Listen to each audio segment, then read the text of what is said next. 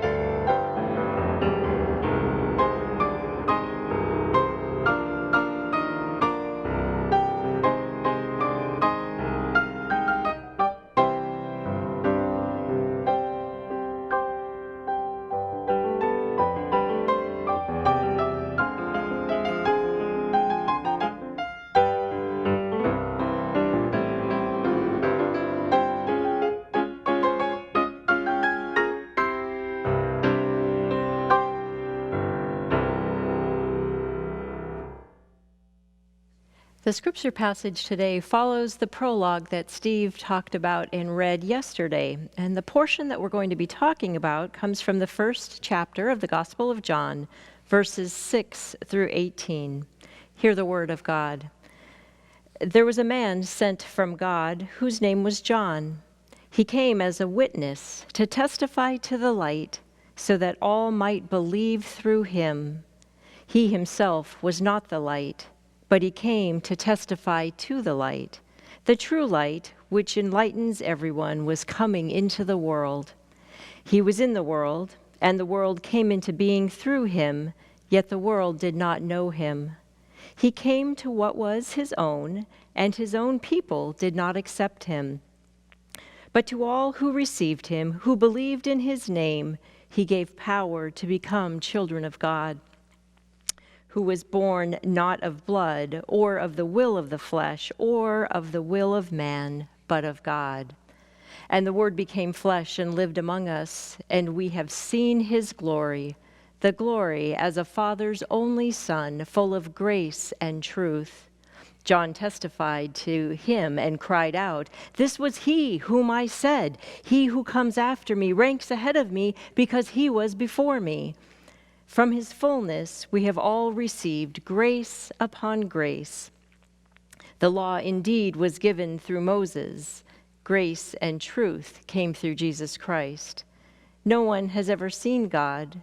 It is God, the only Son, who is close to the Father's heart, who has made him known." This is the word of the Lord.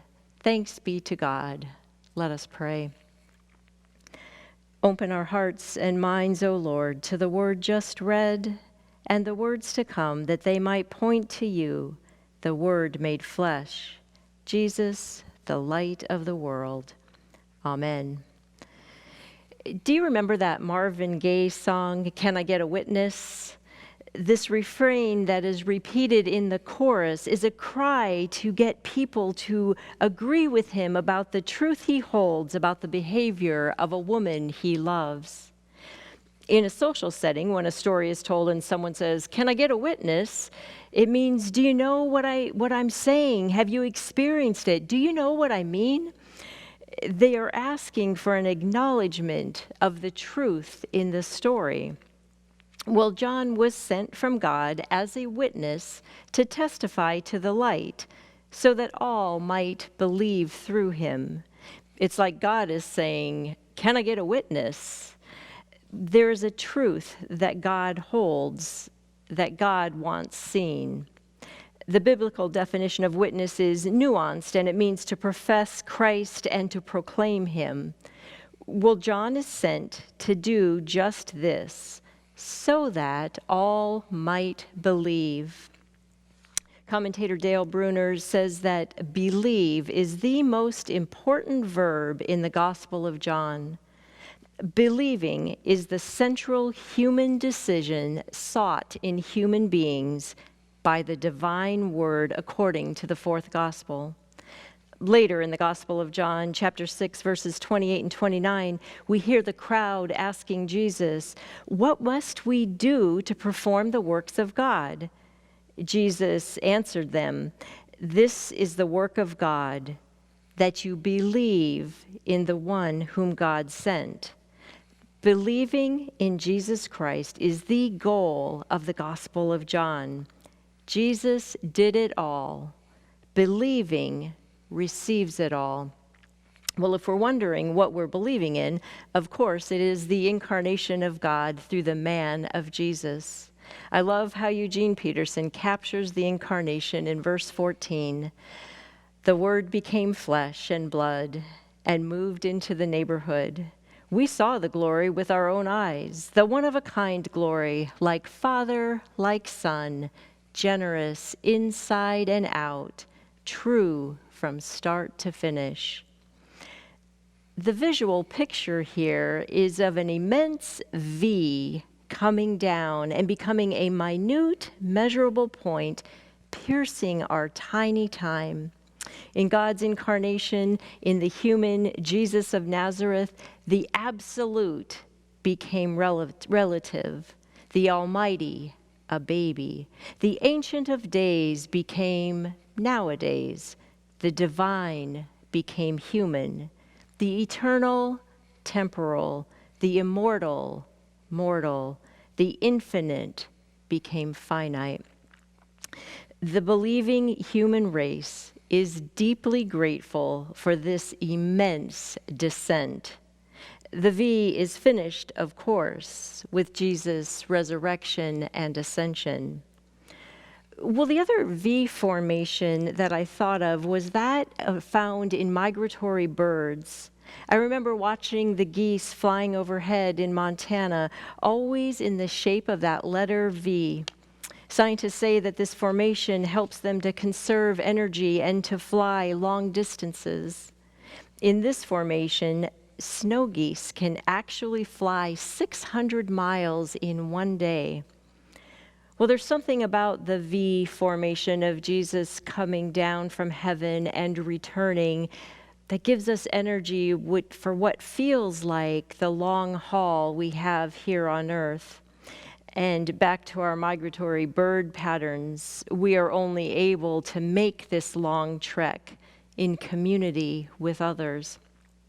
Which brings me back to the idea of witness. Do you remember that 1985 movie, Witness, that was starring Harrison Ford and Kelly McGillis? It's the story about a young Amish boy named Samuel who's traveling with his mom to go visit her sister. And while they're waiting in the train station in Philadelphia, the young boy witnesses a murder in the bathroom stall. Harrison Ford plays the role of the good policeman John Book, who goes into hiding with them in Amish country to protect Samuel until his trial. The bad guys who are in pursuit of Samuel, who has witnessed the murder, and of Officer Book, who knows too much about the killers, eventually make their way to this Amish farm to kill both Officer Book and Samuel. Well, two of the three bad guys are handled swiftly by Officer Book. It is Harrison Ford, after all. But when the last bad guy is holding Samuel's mom hostage, trying to get Book to drop his weapon, Samuel has sounded the warning bell. Suddenly, the bad guy is surrounded by over 20 Amish farmers.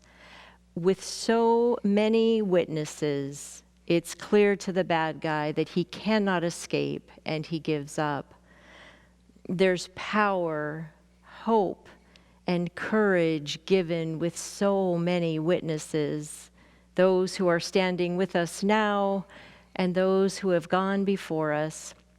I am reminded, of course, of that wonderful passage in Hebrews 12 where we read, "Therefore, since we are surrounded by so great a cloud of witnesses, let us also lay aside every weight and the sin that clings so closely, and let us run with perseverance the race that is set before us, looking to Jesus, the pioneer and perfecter of our faith, who for the sake of the joy that was set before him endured the cross, disregarding its shame, and has taken his seat at the right hand of the throne of God."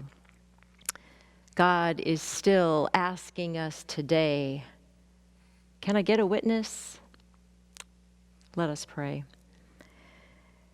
Gracious and loving God, may the grace and truth of your Son penetrate our hearts and souls so that we might have the courage to join our brothers and sisters as we point others to you.